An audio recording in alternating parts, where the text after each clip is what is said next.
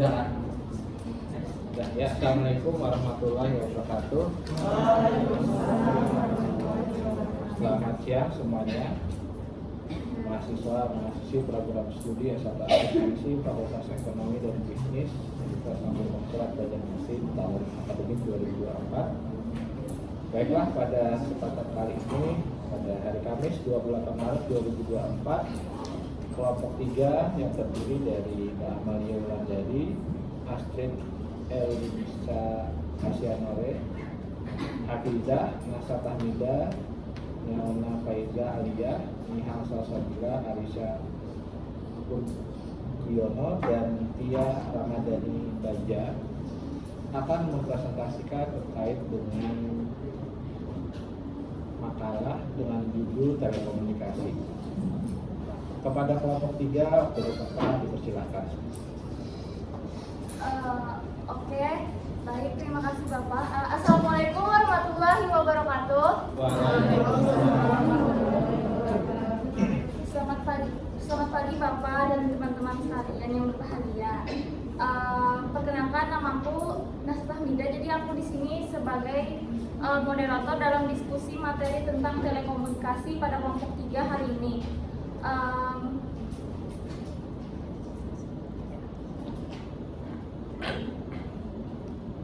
Sebelum masuk ke materi, jadi di sini perkenalkan anggota kelompok.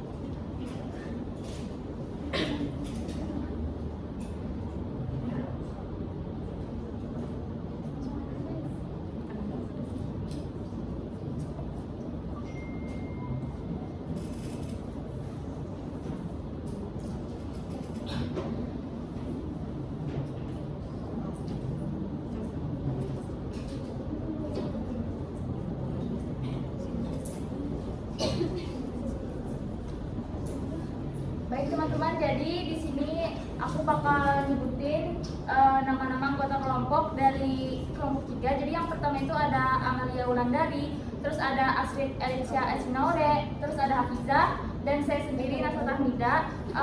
Kemudian ada Nyona Faiza Aliyah, terus ada Nihal Salsabila, dan yang terakhir ada Tia Ramadhani Baja.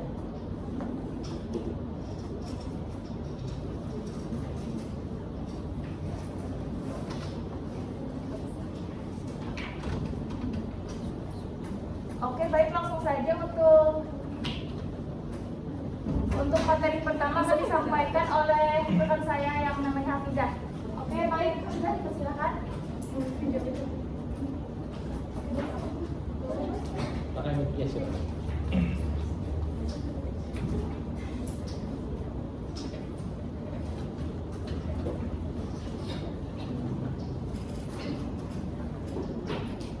Ya, baik.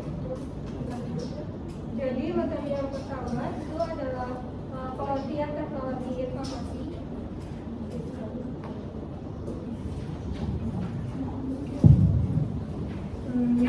Untuk materi yang pertama yaitu pengertian teknologi informasi. Teknologi informasi itu pada dasarnya merupakan suatu peralatan perangkat keras atau yang biasa disebut hardware. Biasanya teknologi komunikasi ini hadir di dalam struktur organisasi yang mengandung berbagai nilai sosial dan memungkinkan tiap individu untuk saling bertukar informasi dengan individu lainnya. Teknologi komunikasi ini lebih ditekankan pada penyaluran dan penyampaian hasil data ke tempat tujuan.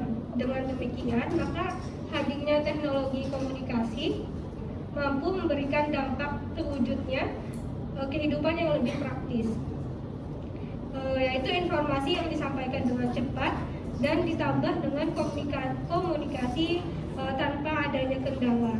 Dengan demikian akan membuat setiap orang menjadi lebih mudah melakukan aktivitasnya.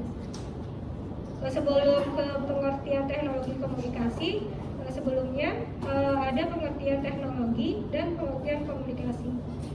Pengertian teknologi sendiri menurut Kamus Besar Bahasa Indonesia adalah teknologi merupakan metode ilmiah untuk mendapatkan tujuan praktis melewati ilmu pengetahuan, baik berupa keseluruhan sarana fasilitas barang yang diperlukan Dan teknologi adalah sarana jaringan yang dihubungkan oleh beberapa software penghubung dengan dunia luar. Meskipun perangkat dan lawan bicaranya itu berada beda tempat. Dan pengertian komunikasi sendiri adalah komunikasi adalah interaksi antara satu orang dengan orang lain, bisa berupa individu ke kelompok ataupun dari kelompok ke kelompok lainnya. Dengan syaratnya yaitu saling memberi respon maupun tanggapan.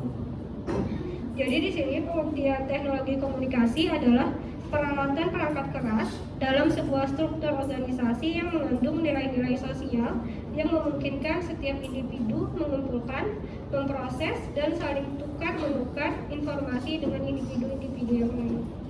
Yang mendasari sesuatu hal yang dapat digolongkan ke dalam teknologi adalah yang pertama itu pada teknologi komunikasi dapat diimplementasikan dalam suatu alat. Dan yang kedua itu teknologi komunikasi dilahirkan dari struktur sosial, ekonomi, dan politik. Dan yang ketiga, teknologi komunikasi membawa nilai yang berasal dari struktur ekonomi, sosial, dan politik. Saya kembalikan pada moderator.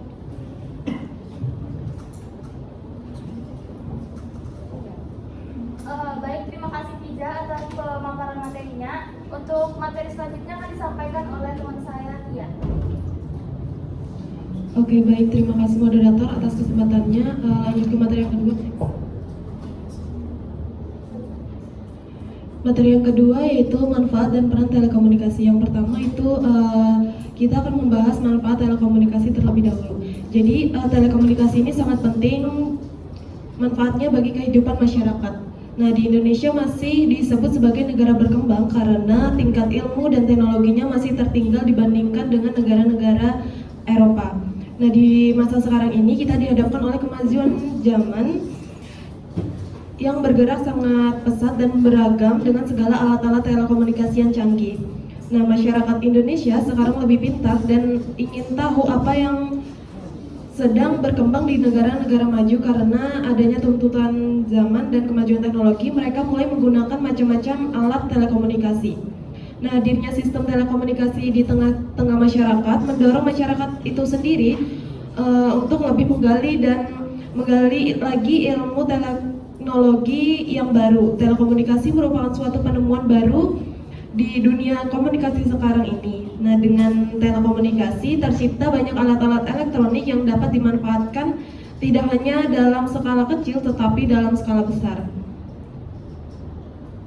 Besar manfaat telekomunikasi yang ada sekarang ini dapat menunjang kehidupan masyarakat. Dengan telekomunikasi segalanya akan menjadi lebih mudah dan lebih terarah.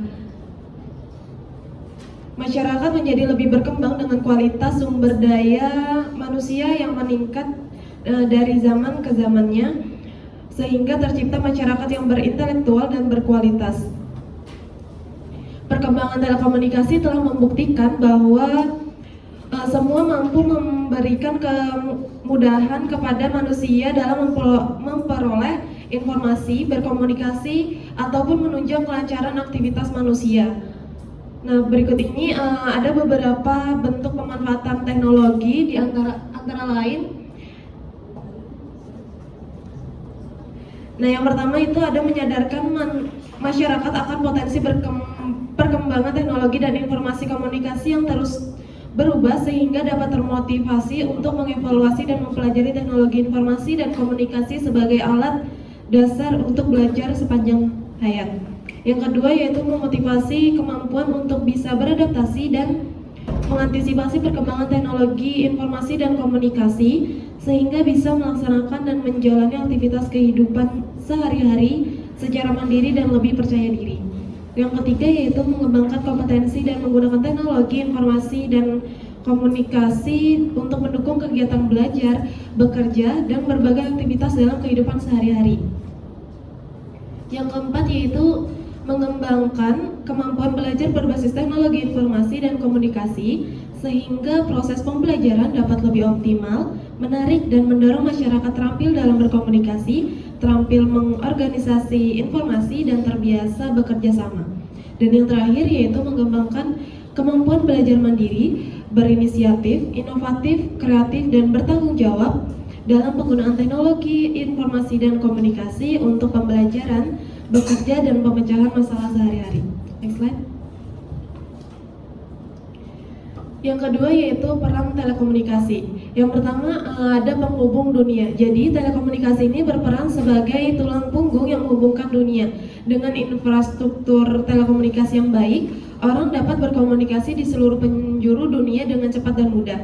Yang kedua yaitu kemajuan sektor ekonomi. Peningkatan konektivitas telekomunikasi mendukung pertumbuhan ekonomi. Bisnis dapat beroperasi secara global, perdagangan internasional semakin mudah, dan inovasi teknologi terus berkembang. Yang ketiga yaitu pemberdayaan individu. Jadi telekomunikasi memberdayakan individu dengan memberi akses ke informasi dan sumber daya. Pendidikan jarak jauh, pekerjaan daring, dan kesehatan telemedis adalah contoh bagaimana telekomunikasi meningkatkan kualitas hidup manusia. Yang keempat yaitu darurat dan keamanan. Jadi telekomunikasi ini memainkan peran krusial dalam situasi darurat dan keamanan.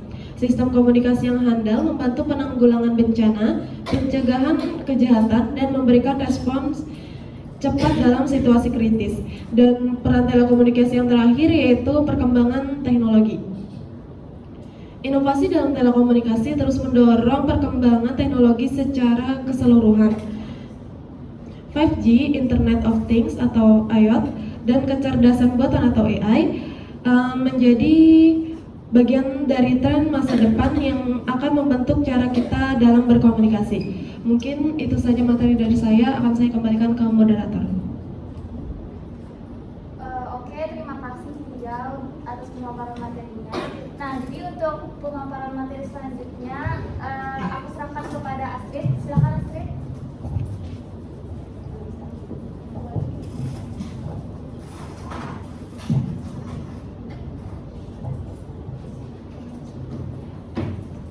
Baik, materi selanjutnya itu bentuk telekomunikasi. Yang pertama itu telepon. Telepon merupakan salah satu bentuk teknologi telekomunikasi yang paling umum dan terkenal. Ada dua jenis utama telepon. Yang pertama telepon kabel konvensional. Telepon kabel konvensional adalah telepon yang menggunakan kabel tembaga untuk mengirim sinyal suara antara dua titik yang terhubung. Biasanya ini adalah telepon rumah yang terhubung ke jaringan telepon umum. Yang kedua, telepon seluler atau juga dikenal sebagai ponsel atau smartphone. Telepon seluler menghubungkan pengguna secara nirkabel melalui jaringan seluler. Mereka menggunakan sinyal radio untuk mentransmisikan suara antara perangkat yang berbeda, memungkinkan komunikasi yang lebih fleksibel dan mobilitas yang tinggi. Yang kedua, ada internet. Internet adalah jaringan global yang terdiri dari jutaan perangkat komputer yang saling terhubung di seluruh dunia. Internet beroperasi menggunakan berbagai teknologi termasuk kabel serat optik, kabel tembaga, dan nirkabel yang membentuk infrastruktur fisik yang memungkinkan transfer data antara perangkat. Sebagai ekosistem yang terus berkembang, internet menyediakan berbagai layanan dan aplikasi termasuk penelusuran web, email, media sosial, streaming video, e-commerce, dan banyak lagi. Yang ketiga ada jaringan nirkabel. Jaringan nirkabel adalah jenis jaringan komunikasi yang tidak menggunakan kabel fisik untuk menghubungkan perangkat. Ini memungkinkan perangkat untuk berkomunikasi dan bertukar data secara nirkabel. Ada beberapa contoh teknologi jaringan nirkabel. Yang pertama itu jaringan seluler.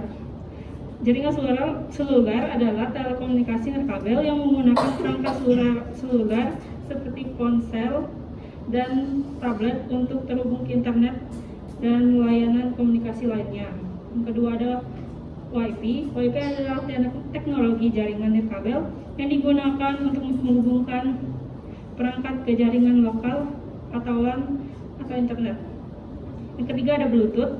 Bluetooth adalah standar komunikasi nirkabel yang digunakan untuk mentransfer data antar perangkat yang berdekatan seperti seperti smartphone, laptop, dan perangkat audio. Ini memungkinkan perangkat untuk saling terhubung dan bertukar data dengan jarak yang relatif pendek, biasanya hingga beberapa meter. Yang keempat ada televisi. Televisi adalah sistem komunikasi audio visual yang memungkinkan pengiriman sinyal, gambar bergerak, dan suara ke penerima televisi untuk ditampilkan kepada pemirsa. Televisi menggunakan berbagai teknologi, termasuk penggunaan kabel gelombang radio dan satelit untuk mentransfer sinyal dari stasiun pemancar ke penerima televisi. Pada awalnya televisi menggunakan pemancar atau antena untuk menangkap sinyal, tetapi seiring perkembangan teknologi muncul TV kabel dan satelit yang memungkinkan penonton untuk menerima saluran televisi tambahan melalui kabel atau satelit. Yang kelima ada radio. Radio adalah sebuah media komunikasi yang menggunakan gelombang elektromagnetik untuk mengirimkan sinyal suara atau data dari suatu tempat ke tempat lain. Radio telah menjadi salah satu alat komunikasi yang sangat penting sejak penemuannya pada akhir abad ke-19. Radio bekerja dengan cara menghasilkan gelombang elektromagnetik pada frekuensi tertentu yang kemudian ditangkap oleh antena penerima dan dikonversi kembali menjadi sinyal suara atau data yang dapat dipahami. Proses ini melibatkan penggunaan pemancar untuk mengirim sinyal dan penerima untuk menerima sinyal tersebut. Yang terakhir ada telegraf. Telegraf merupakan sebuah sistem komunikasi yang dapat digunakan untuk menyampaikan pesan dengan menggunakan isyarat listrik dalam bentuk kode Morse. Kode Morse adalah kode yang menggunakan kombinasi suara panjang dinyatakan dengan simbol garis dan suara pendek dinyatakan dengan titik. Untuk menyatakan sebuah huruf, sebuah angka ataupun tanda-tanda pada sistem telegraf, suatu pesan akan diterjemahkan menjadi sederetan kode Morse. Kode tersebut selanjutnya dikirim melalui kawat penghubung sebagai media perantara dan diterima oleh bagian penerima. Pada bagian penerima, kode tersebut diterjemahkan kembali menjadi pesan seperti aslinya. Sekian penjelasan dari saya. Saya kembalikan moderator. Oke, terima kasih banyak atas pemaparan materinya. Nah, untuk materi perkembangan telekomunikasi ini akan dipaparkan oleh Neona dan Niha. Nah, untuk bagian pertama dulu, saya persilakan Neona.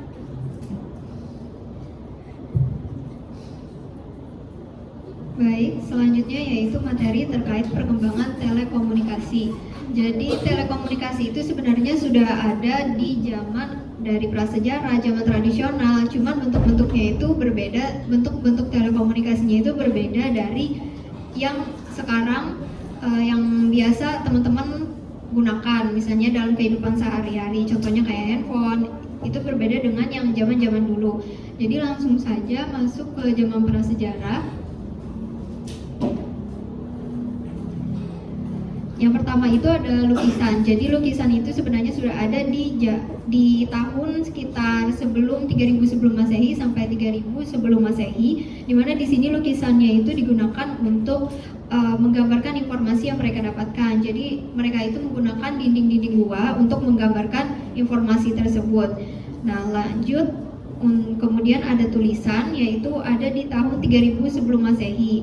Jadi di situ tulisan masih berupa huruf-huruf yang namanya piktograf. Nah, contohnya itu bisa teman-teman lihat di PPT untuk contoh gambarnya. Kemudian yang ketiga ada serat papirus. Nah, serat papirus ini sudah ada di tahun 500 sebelum Masehi. Nah, bentuk telekomunikasi yang seperti ini adalah kertasnya orang zaman dahulu yang berasal dari pohon papirus. Nah, kemudian next slide. Kemudian ada kurir. Jadi kurir itu sebenarnya sudah ada dari zaman dulu, cuma bentuknya itu kalau kurir zaman dulu itu kalau berkaitan dengan telekomunikasi lebih ke pengantaran informasi, misalnya surat yang ditulis di kertas, misalnya di kertas serat papirus tadi yang ada isinya tuh informasi atau tulisan, kemudian diantar sama si kurir tersebut. Beda dengan zaman sekarang, kurir itu lebih ke pengantaran barang, makanan ataupun semacamnya. Nah, kalau untuk penyampaian informasi kan sekarang sudah ada sosial media, jadi itu perbedaannya. Kemudian lanjut ada kentongan atau beduk. Jadi sampai saat ini kan masih banyak digunakan juga di pedesaan, ataupun beduk juga masih digunakan di masjid untuk tanda bahwa waktu sholat sudah tiba.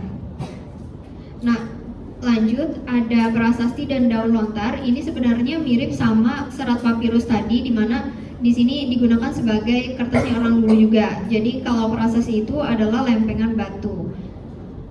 Nah, selanjutnya itu zaman tradisional. Nah, di zaman tradisional itu ada yang bentuknya komunikasi visual, dan ada dua contohnya, yaitu asap sama semafor.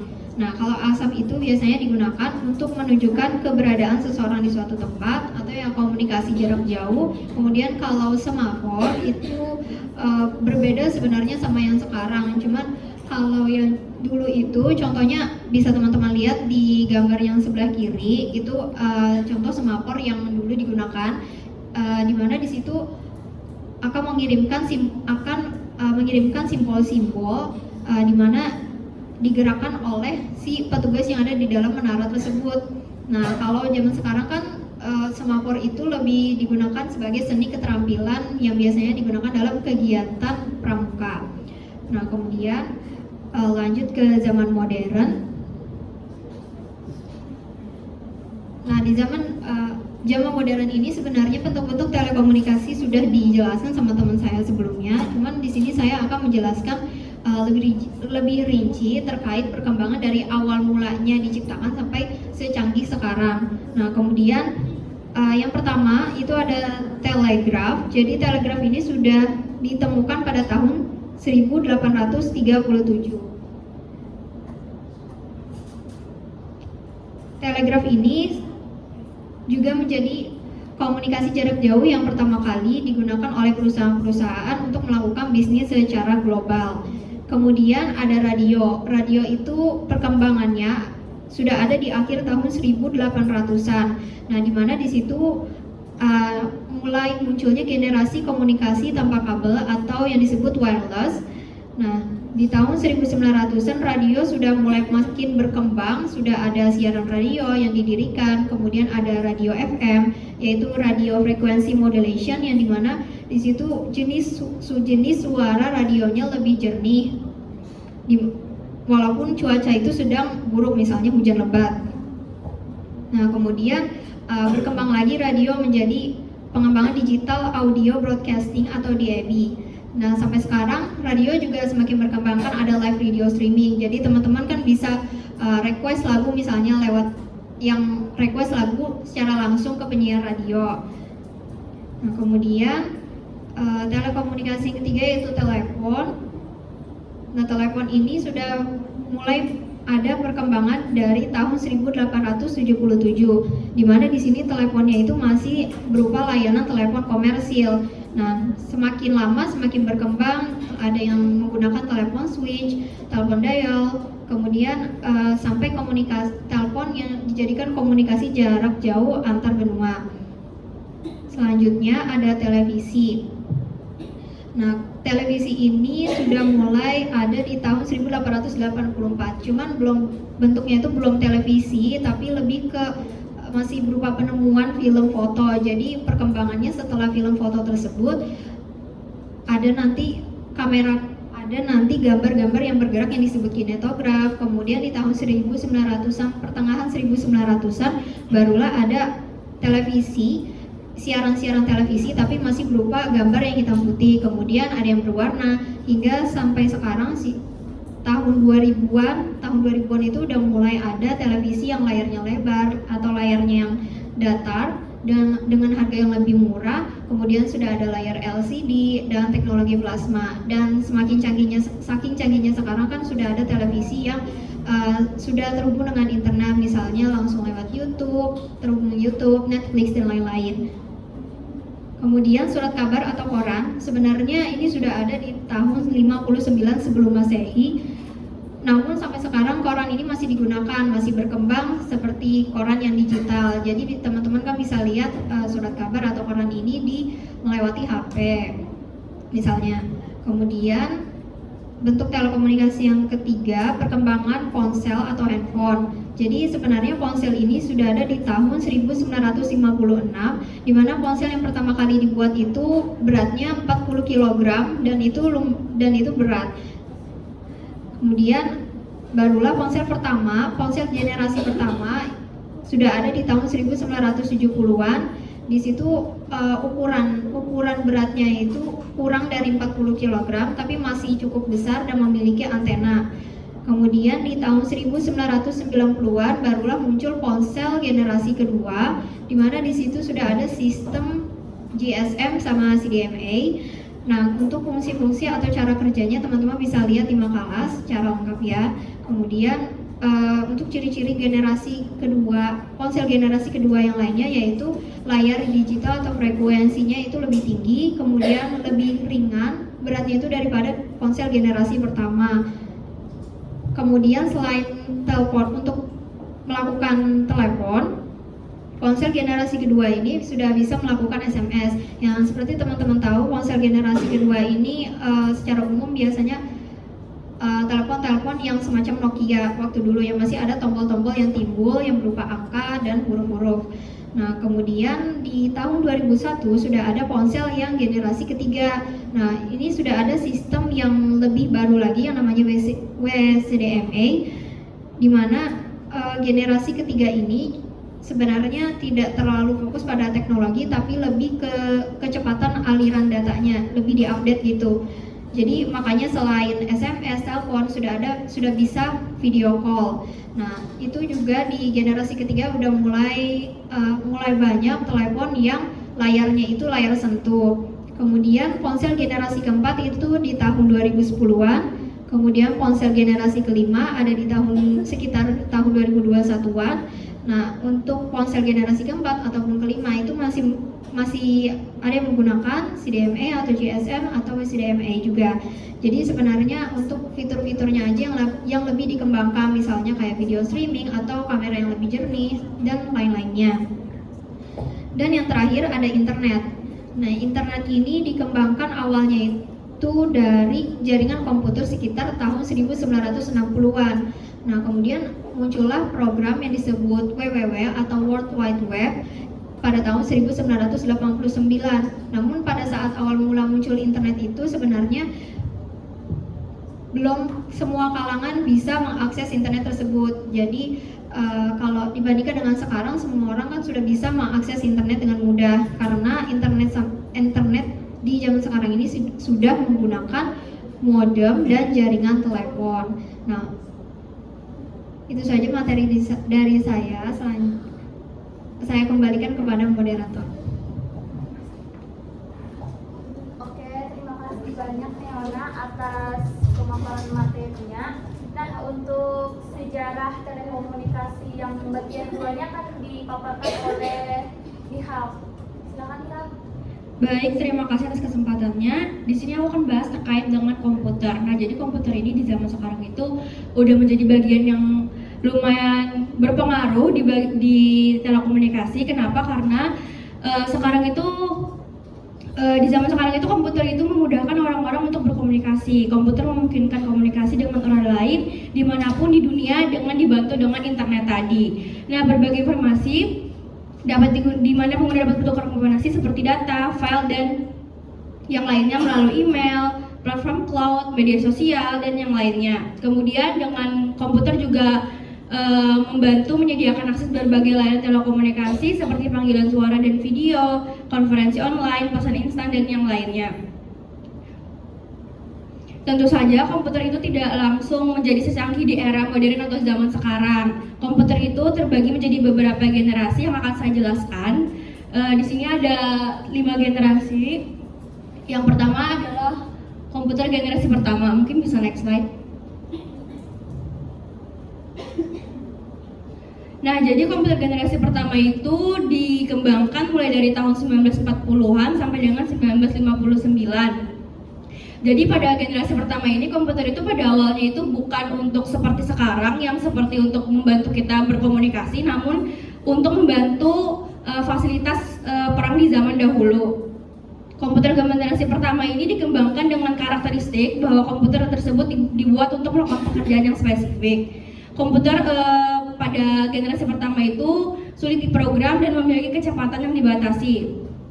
Komputer generasi pertama itu menggunakan tabung vakum dalam jumlah yang besar yang mengakibatkan ukuran komputer menjadi sangat besar. Hal ini digunakan untuk menyimpan data-data komputer. Komputer pada generasi pertama itu menggunakan silinder magnetik di mana membuat komputer generasi pertama itu memerlukan daya yang sangat besar dalam pengoperasiannya. Nah, karena tadi tuh komputer generasi pertama ini terkait dengan untuk membantu perang di zaman dahulu, pengembangan pertamanya itu pada tahun 1941 yaitu oleh seorang insinyur Jerman bernama Konrad Zuse, di mana membangun sebuah komputer bernama komputer Z3 yang dimana digunakan untuk membantu mendesain pesawat terbang dan peluru kendali. Kemudian pada tahun 1943 Inggris juga berhasil menciptakan komputer di mana masih digunakan untuk hal yang sama, yaitu membantu kebutuhan perang, di mana komputer tersebut bernama Colossus yang digunakan untuk memecahkan kode rahasia Jerman. Kemudian barulah pada tahun 1946 pemerintah Amerika Serikat bekerja sama dengan Universitas Pennsylvania untuk mengembangkan sebuah komputer yang bernama ENIAC yang dimana digunakan untuk tujuan serbaguna atau general purpose computer.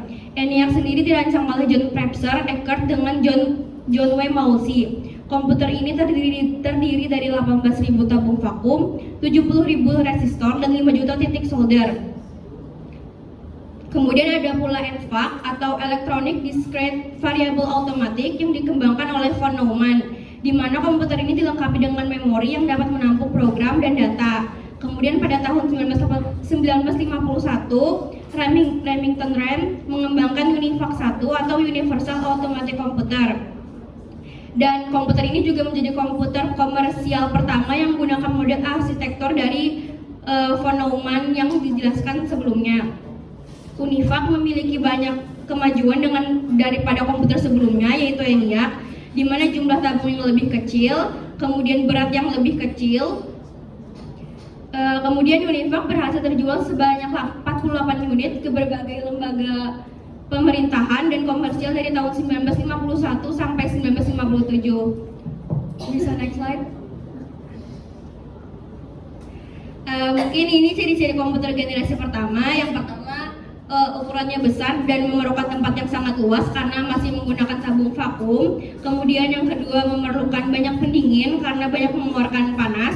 Ketiga, prosesnya relatif lambat. Dan keempat, kapasitas penyimpanan data yang masih terbatas atau kecil. Next slide. Kemudian komputer generasi kedua, yaitu yang dikembangkan pada tahun 1959 sampai dengan 1965.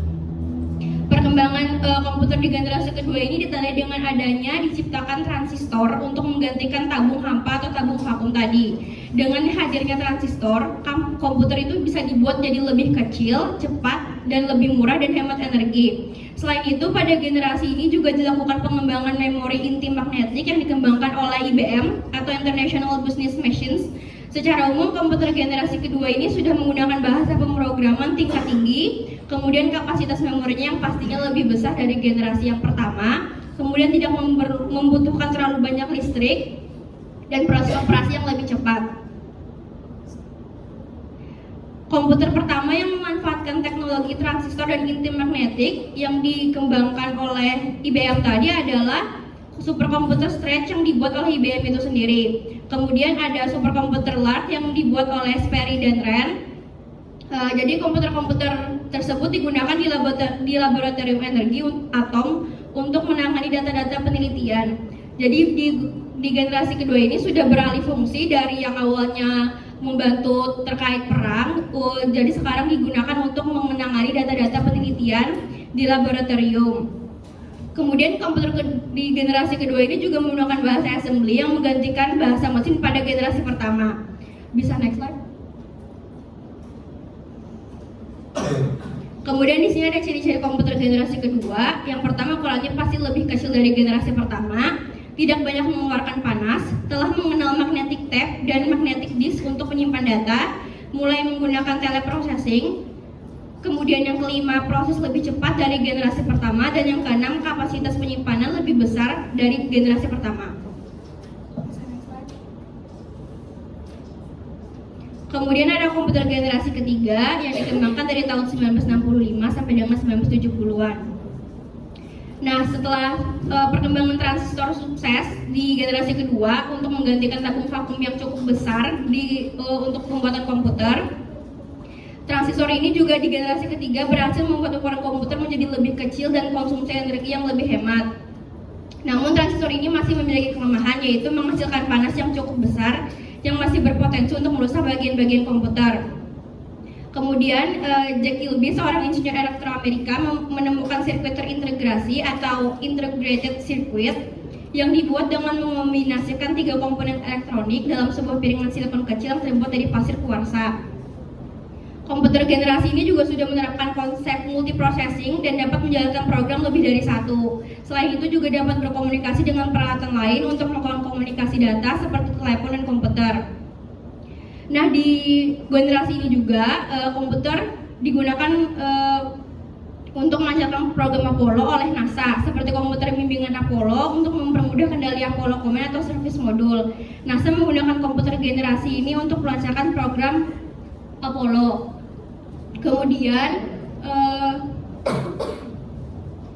memiliki alat input dan output yang juga semakin canggih dengan menggunakan visual display terminal. Bisa next slide. Kemudian ada ciri-ciri komputer generasi ketiga. Yang pertama, ukuran lebih kecil dari generasi kedua. Yang kedua, mulai mengenal multiprogramming dan multiprocessing. Yang ketiga, adanya integrasi antara software dan hardware dalam sistem operasi. Yang keempat, prosesnya sangat cepat jika dibandingkan dengan generasi pertama dan kedua. Kemudian yang pastinya kapasitas penyimpanan data yang lebih besar dari generasi sebelumnya. Next slide. Kemudian ada komputer generasi keempat dari tahun 1970-an sampai dengan sekarang. Jadi pengembangan komputer di generasi keempat ini ditandai dengan dikembangkannya mikroprosesor yang menyatukan ribuan integrated circuit tadi ke dalam satu keping silikon. Jadi dengan adanya perkembangan ini, komputer itu bisa dibuat semakin lebih kecil karena komponen-komponen yang besar tadi bisa dibuat dalam satu chip yang lebih kecil. Kemudian adanya large scale integration atau LSI yang dimana dapat membuat ratusan komponen dalam sebuah chip. Kemudian ada very large scale integration atau VLSI yang dimana membuat ribuan komponen dalam sebuah chip tunggal. Lalu ULSI atau ultra large scale integration yang dimana meningkatkan jumlah tersebut menjadi jutaan. Kemampuan untuk memasang sedemikian banyak komponen dalam satu keping yang berukuran setengah keping uang logam mendorong turunnya harga dan ukuran komputer. Hal tersebut juga meningkatkan daya kerja, efisiensi dan keterandalan komputer. Chip Intel 4004 yang dibuat pada tahun 1971 membawa kemajuan pada integrated circuit atau IC tadi dengan meletakkan seluruh komponen dari sebuah komputer dalam sebuah chip yang sangat kecil. Kemudian perkembangan yang demikian memungkinkan orang-orang biasa untuk menggunakan komputer. Jadi komputer itu tidak lagi didominasi oleh perusahaan-perusahaan besar atau lembaga pemerintah, namun masyarakat biasa itu sudah bisa memiliki komputer. Kemudian pada pertengahan tahun 1970-an, perakit komputer menawarkan produk komputer mereka ke masyarakat umum. Komputer-komputer ini yang disebut mini komputer yang dijual dengan paket peranti lunak yang mudah digunakan oleh kalangan awam. Kemudian pada tahun 1974, Intel mengeluarkan mikroprosesor 8080 yang terdiri dari 4500 transistor dan dapat menjalankan 200.000 operasi per detik. Next slide. Kemudian ada ciri-ciri komputer generasi keempat, yaitu adanya penggunaan LSI yang disebut juga sebagai bipolar large scale integration, kemudian menggunakan mikroprosesor dan semikonduktor yang berbentuk chip untuk memori komputer. Contohnya komputer IBM 370 menggunakan Intel 4004 mikroprosesor yang dikembangkan pertama kali pada tahun 1971. Kemudian personal komputer atau PC mulai berkembang sejak tahun 1977. Contohnya komputer Apple II dan komputer desktop oleh Xerox Corporation. Kemudian pada tahun 1981 komputer mulai banyak menggunakan sistem Windows dan mouse. Dari perkembangan komputer generasi keempat inilah perkembangan dunia komputer semakin berkembang pesat sampai dengan munculnya atau dikembangkannya laptop yang dapat dibawa kemana saja atau lebih portable dan dapat digunakan kapan saja, yang saat ini menjadi alat yang sangat membantu manusia untuk berkomunikasi, bertukar data dan informasi dengan lebih cepat dan melakukan hal lainnya dengan ditambah adanya bantuan internet tadi. Kemudian next slide. Ada komputer generasi kelima, yaitu perkembangannya di masa sekarang dan juga di masa depan. Jadi komputer generasi kelima ini masih dalam tahap pengembangan dan mungkin apabila ada pemakainya masih belum terlalu banyak. Kemudian banyak yang mengatakan bahwa perkembangan komputer generasi kelima ini dipelopori oleh Jepang. Kemudian komputer generasi kelima ini ditandai dengan adanya penggunaan kecerdasan buatan atau artificial intelligence atau AI. Dengan kemampuan tersebut, komputer mampu bertindak seperti manusia dalam mengenali kondisi di sekitarnya dan akan mampu belajar dari pengalaman. Komponen elektroniknya menggunakan bentuk paling baru dari chip PSLI.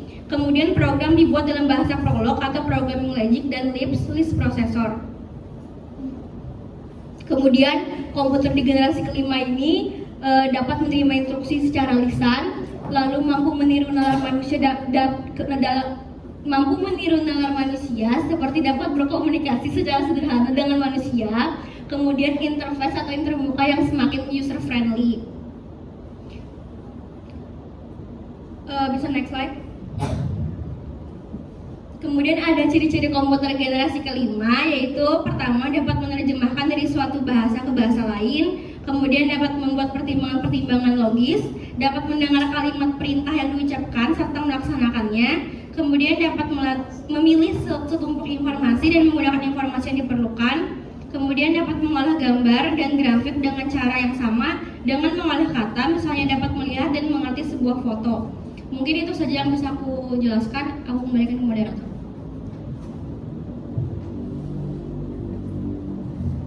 Oke, baik, terima kasih Nihal atas pemaparan materinya. Nah, jadi untuk materi selanjutnya itu tentang dampak dari telekomunikasi. Jadi kan semakin pesat dan berkembangnya kemajuan teknologi itu juga pasti nih mempengaruhi kemajuan dari telekomunikasi dan jaringan. Terbukti dengan adanya sambungan internet dan juga banyaknya aplikasi yang dapat menghubungkan banyak orang meski dari belahan dunia yang berbeda. Nah, seiring perkembangannya itu kan pasti ada dampaknya nih, dan dampak itu pasti ada dari sisi negatif dan sisi positifnya. Nah, jadi yang pertama itu aku bakal jelasin tentang dampak negatif kemajuan teknologi telekomunikasi dan jaringan gitu loh. Nah, jadi yang pertama itu ada pelanggaran hak asasi manusia. Kemajuan teknologi itu pasti menyediakan kemudahan dalam mengakses dan menyebarkan informasi secara cepat dan luas kan. Nah, namun dalam hal ini tuh juga bisa meningkatkan risiko pelanggaran hak asasi manusia, terutama terkait dengan privasi individu. Nah, jadi misalnya nih, contohnya konkretnya itu misalnya penyebaran informasi pribadi secara tidak sah atau penyalahgunaan data pribadi untuk tujuan yang merugikan seperti pencemaran nama baik atau pemerasan. Nah, jadi karena data pribadi itu disalahgunakan untuk menciptakan identitas palsu atau misalnya untuk melakukan penipuan online yang akan menimbulkan kesenjangan. Jadi aku ada surfing itu ada kasus internasional yang terkenal skandalnya Cambridge Analytica pada tahun 2018. Kalian bisa aja tuh searching gitu loh. Jadi mereka ini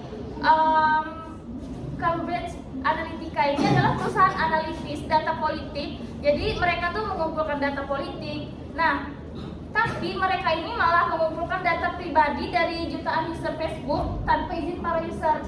Nah itu kan udah melanggar hak asasi manusia nih. Nah kemudian data itu tuh data yang mereka kumpulkan itu digunakan untuk membuat profil psikologis pengguna dan menargetkan mereka dengan iklan politik yang disesuaikan selama kampanye pemilihan, termasuk pemilihan presiden di Amerika Serikat pada saat itu dan referendum Brexit di Inggris. Nah jadi itu kan itu adalah contoh kasus yang nyata gitu loh, yang real tentang pelanggaran hak asasi manusia dari dampak negatif kemajuan telekomunikasi dan jaringan. Nah kemudian langsung saja yang kedua itu ada kurangnya pengawasan pemerintah. Jadi semakin banyaknya gitulah data yang tersedia secara daring meningkatkan kompleksitas pengawasan konten online. Jadi pemerintah sering kesulitan untuk memantau dan mengatur konten online dengan efektif, terutama dalam hal konten yang melanggar hukum atau standar moral. Kemudian hal ini dapat mengakibatkan penyebaran konten yang berbahaya atau ilegal gitu loh, tanpa adanya pengawasan yang memadai. Jadi kan misalnya nih ada seorang remaja terpapar dengan materi radikalisme atau propaganda ekstremisme. Jadi mereka itu bisa aja kan materi radikalisme itu dan propaganda itu bisa saja mempengaruhi kita dan menggiring opini yang merubah cara pandang kita terhadap sesuatu. Tentunya ini maksudnya di dalam konteks yang buruk gitu. Nah, kemudian untuk yang selanjutnya itu ada kecanduan teknologi. Nah, ini udah pasti paling umum yang banyak kejadian kan, karena kemudahan akses teknologi dan ketersediaan berbagai aplikasi dan layanan online itu dapat menyebabkan ketergantungan yang berlebihan terhadap teknologi gitu loh. Nah, jadi kecanduan teknologi ini dapat mengganggu pola hidup sehat, seperti misalnya mengganggu jam tidur. Pasti kita itu kan saking main HP terus gitulah. Nah, akhirnya kelupaan tidur gitulah, terus pola makan bakal berantakan karena kecanduan dari menggunakan internet atau media sosial gitu. Jadi itu juga bisa mengurangi interaksi sosial dan mengganggu produktivitas. Dalam kasus yang ekstrim itu kecanduan teknologi bahkan dapat mendorong seorang individu untuk melakukan tindakan kriminal demi memenuhi kebutuhan akan akses internet atau gadget. Jadi misalnya sebagai contohnya nih, ada orang atau seorang remaja gitulah yang mencuri untuk mendapatkan uang guna membeli kartu untuk sambungan internet demi memenuhi kecanduannya pada internetan. Oke, mungkin lanjut saja karena waktunya udah mepet ya. Jadi langsung ke dampak positif kemajuan telekomunikasi dan jaringan. Nah, yang pertama itu ada akses informasi cepat.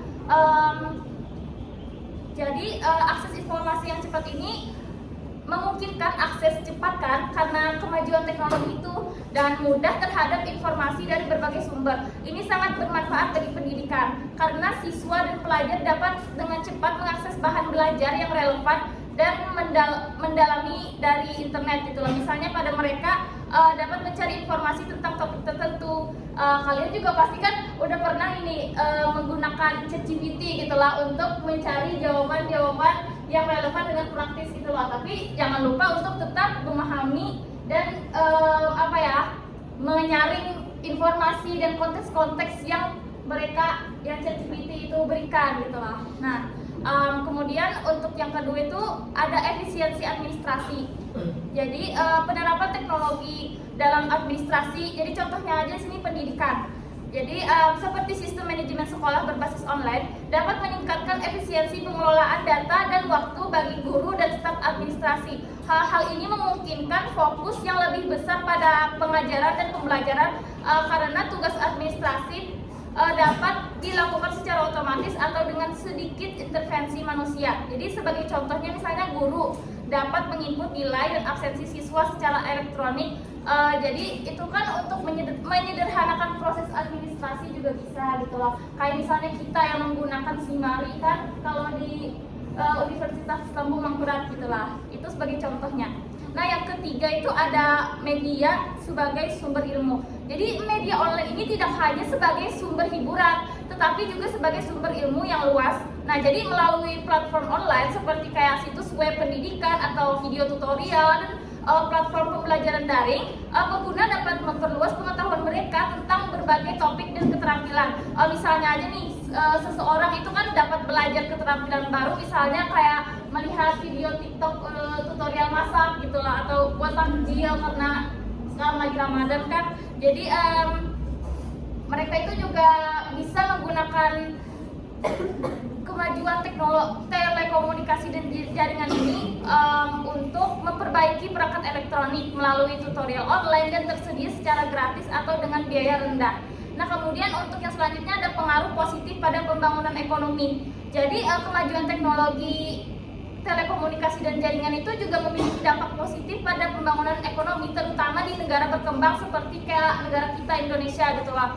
Kemajuan ini membuka peluang baru bagi pelaku usaha, termasuk petani dan pelaut, untuk memperluas pasar dan meningkatkan pendapatan. Jadi sebagai contohnya aja nih, misalnya para petani dapat menggunakan platform online untuk menjual produk mereka kepada konsumen di seluruh Indonesia atau bahkan di pasar internasional. Jadi hal ini dapat meningkatkan pendapatan mereka dan mengurangi ketergantungan pada pasar lokal itu kan terbatas. Nah, jadi mereka bisa menggunakan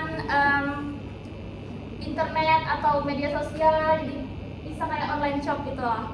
Nah, kemudian yang terakhir itu ada peningkatan potensi pemasaran dan distribusi. Jadi teknologi telekomunikasi ini memungkinkan para petani dan pelaut untuk meningkatkan efisiensi dalam pemasaran dan distribusi produk mereka. Mereka dapat menggunakan platform online untuk mempromosikan produk mereka kepada calon pembeli, menerima pesanan secara langsung, dan mengatur pengiriman dengan lebih efisien. Jadi misalnya nih, seorang petani gitu loh dapat menggunakan aplikasi e-commerce untuk menjual hasil panen mereka kepada konsumen di kota-kota besar tanpa perlu melalui perantara yang dapat mengurangi keuntungan mereka. Jadi hal ini dapat memberikan peluang baru bagi petani dan pelaut untuk meningkatkan produksi dan pemasaran hasil mereka. Baik, sekian pemaparan dari aku. Selanjutnya akan aku serahkan pada Bulan.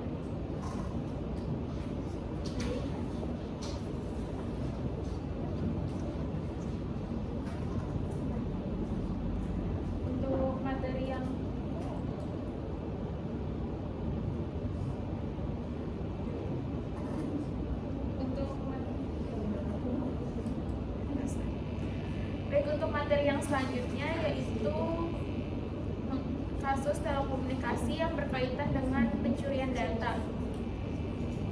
Jadi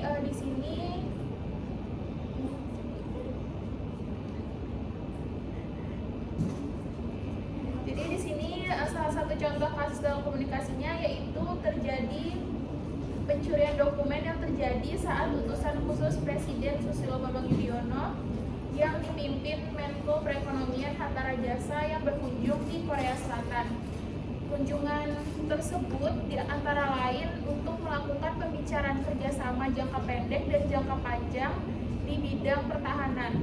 Delegasi Indonesia beranggotakan 50 orang berkunjung ke Seoul untuk membicarakan kerjasama ekonomi, termasuk kemungkinan pembelian jet tempur latih supersonik T-50 Golden Eagle buatan Korsel dan sistem persenjataan lain seperti pesawat latih jet supersonik, tank tempur utama K-2 Black Panther, dan rudal portable permukaan ke udara.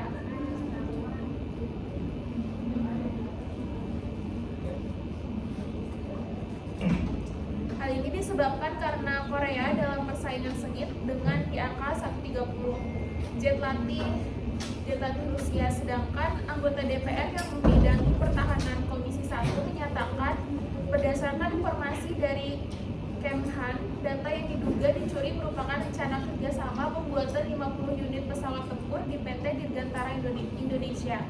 Pihak PT Dirgantara Indonesia membenarkan sedang ada kerjasama dengan Korsel dalam pembuatan pesawat tempur KFX atau Korea Fighter Experiment. Pesawat KFX ini lebih canggih daripada F-16. Dari kasus tersebut menunjukkan adanya kelemahan dalam sistem keamanan siber delegasi Indonesia, yang dimana pencurian dokumen dapat membahayakan kepentingan nasional nasional Indonesia seperti bocornya rahasia negara, terhambatnya proses kerjasama dan memicu persaingan dengan negara lain yang juga tertarik dengan jet tempur T-50 Golden Eagle. Modus dari kejahatan ini merupakan pencurian data atau data theft, yaitu kegiatan memperoleh data komputer secara tidak sah, baik digunakan sendiri ataupun untuk diberikan kepada orang lain. Identity theft merupakan salah satu jenis kejahatan yang sering diikuti dengan kejahatan penipuan. Kejahatan ini juga sering diikuti dengan kejahatan data atau kebocoran data. Perbuatan melakukan pencurian data sampai saat ini tidak dibenarkan.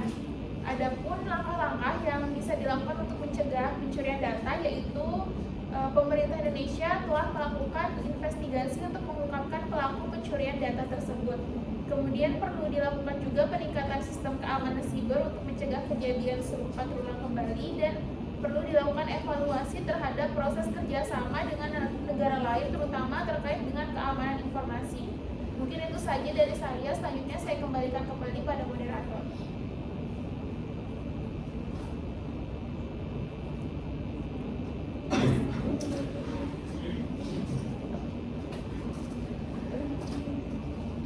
Oke, baik. Mungkin itu saja pemaparan materi tentang telekomunikasi dari kelompok 3. Baik, untuk Bapak, kira-kira pertanyaannya?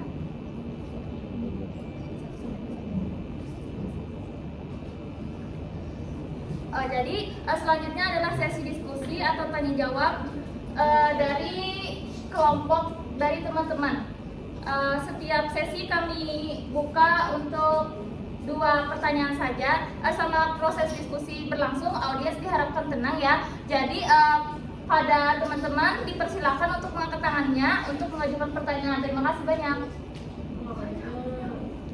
2 aja guys. 2 aja. Siapa yang mau angkat?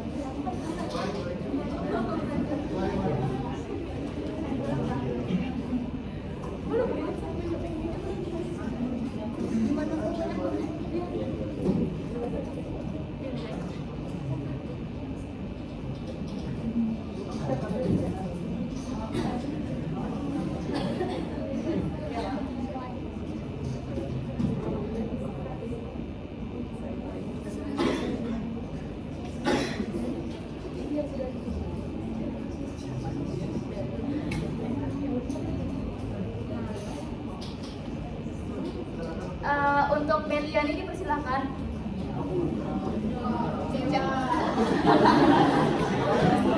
Mohon maaf ya teman-teman yang gak kepilih.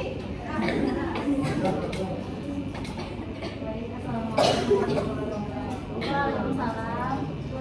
Perkenalkan, saya Nadia dari kelompok 2. Pada makalah tadi kan sudah ada diberikan informasi tentang pencurian organisasi negara. Nah, sejauh mana kerjasama internasional dalam pengembangan infrastruktur telekomunikasi dapat meningkatkan konektivitas global dan membantu pertumbuhan bisnis lintas negara dengan tetap terjaminnya keamanan data atau rahasia negara. Apakah faktor pemberdayaan manusia merupakan kunci utama dalam Terima kasih banyak Meli. Mungkin bisa dikirimkan pertanyaannya. Untuk pertanyaan selanjutnya,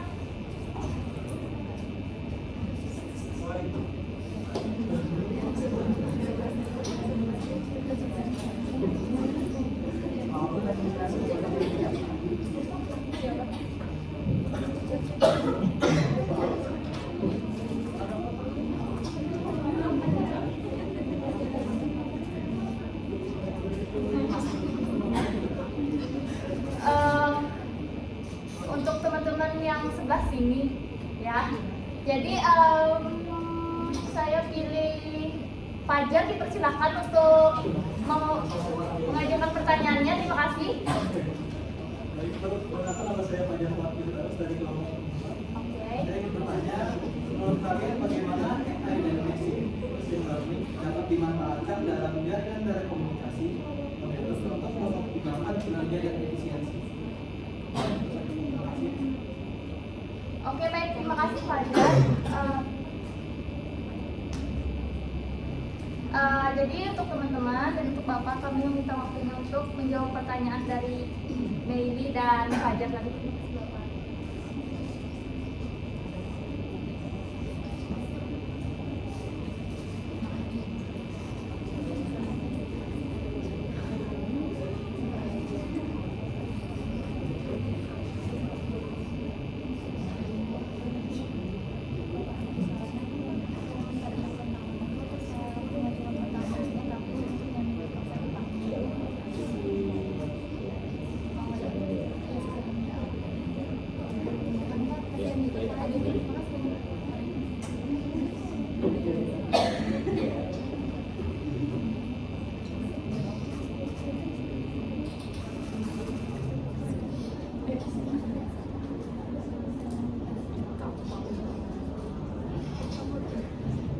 Oke teman-teman, bagi tadi yang angkat tangannya, turun dulu. Turun. Bagi yang tadi angkat tangannya, bisa saja mengirimkan pertanyaannya padaku. Jadi aku bakal menjawab lewat chat aja. Jadi nanti direkam oleh kami. Oke? Siap. Oke, terima kasih.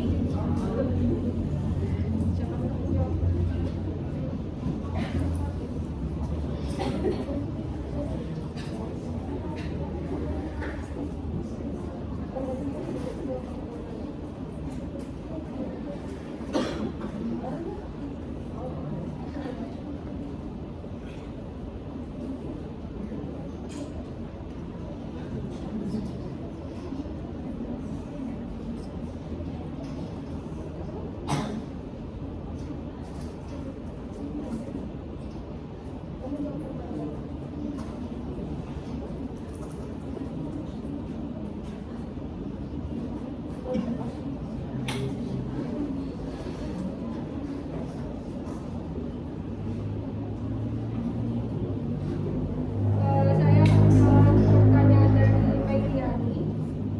Apakah suara saya terdengar dengan jelas? Saya bacakan ulang pertanyaannya, yaitu sejauh mana kerjasama internasional dalam pengetahuan infrastruktur telekomunikasi dapat meningkatkan konektivitas global dan membantu pertumbuhan bisnis lintas batas dengan tetap terjaminnya keamanan data atau rahasia negara. Apakah faktor SDM adalah kunci utama dalam hal ini? Jadi jawaban dari kami itu adalah kerjasama internasional dalam pengembangan infrastruktur telekomunikasi itu memang memiliki peran penting dalam meningkatkan konektivitas global dan membantu pertumbuhan bisnis lintas batas. Dan di sini untuk meningkatkan konektivitas globalnya itu faktor sumber daya manusia merupakan kunci utama dalam mencapai tujuannya, yaitu untuk membantu pertumbuhan bisnis lintas batas. Nah di sini faktor sumber daya manusia itu memiliki peran penting, yaitu di sana diperlukan tenaga kerja yang terampil dan membangun, memelihara dan mengoperasikan infrastruktur telekomunikasi.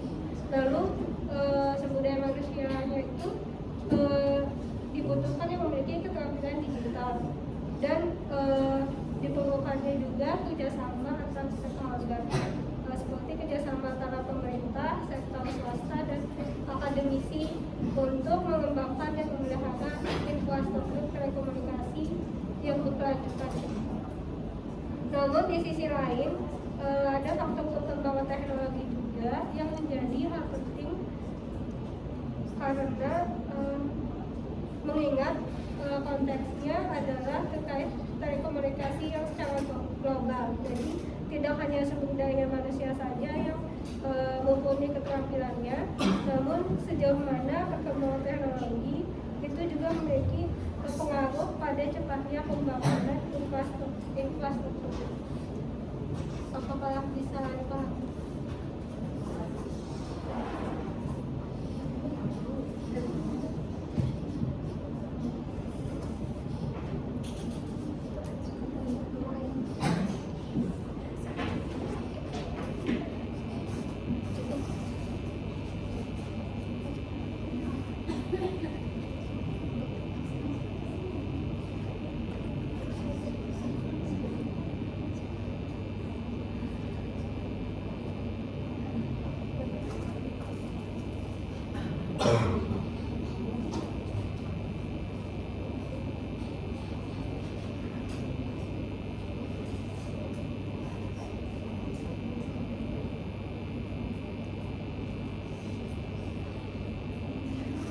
Baik,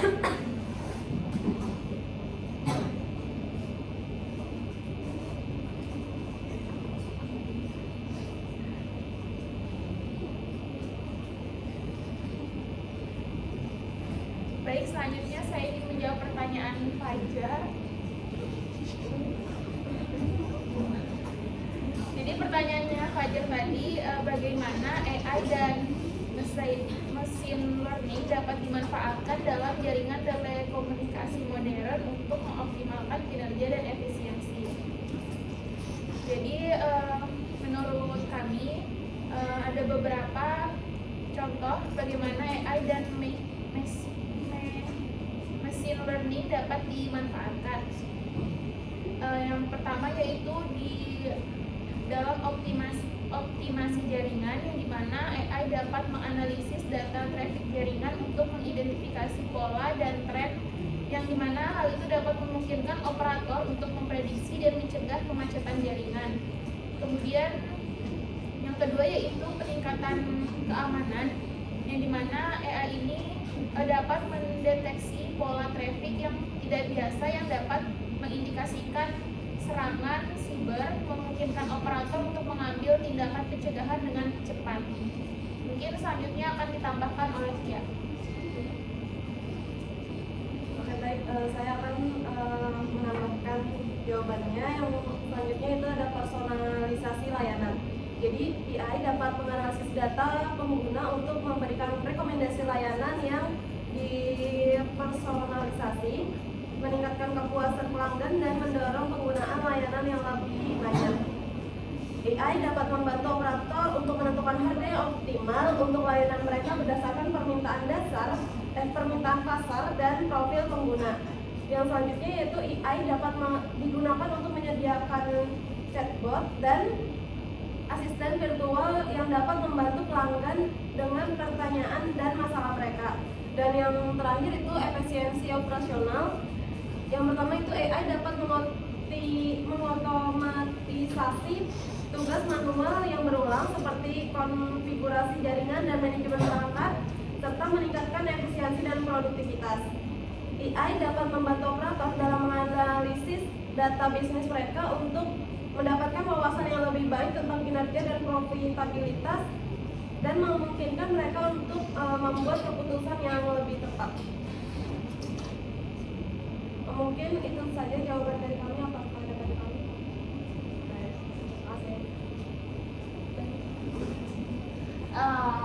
Demikianlah diskusi dari kelompok 3 yang membahas tentang telekomunikasi hari ini. Alhamdulillah banget nih kan, lancar ya, meski gak sempet jawabin semua pertanyaan teman-teman yang angkat tangan tadi karena waktunya udah mepet banget ya. Tapi gak apa-apa, aku bakal jawabin yang udah ngechat aku tadi, bakal aku jawabin dan aku rekap di sana.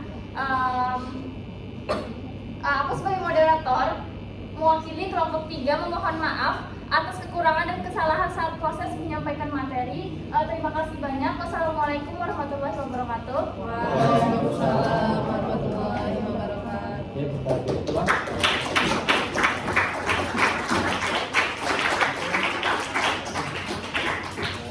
Untuk makalahnya ada beberapa revisi, nanti silakan dicontoh ya dari ulang. Kemudian kita lanjutkan untuk ada kuliah tamu ya dari Pak Agus Diano, dia merupakan dosen dari STIRAH Rasidia Widya MKS. Dia akan memaparkan terkait dengan materi teknologi informasi dan komunikasi. Untuk background pendidikan beliau menempuh S1 dulu di Universitas Islam Negeri Antasari Banjarmasin, untuk pendidikan S2-nya di program Magister Manajemen Studi Banjarmasin. Kepada Pak Agus, waktu dan tempat dipersilakan.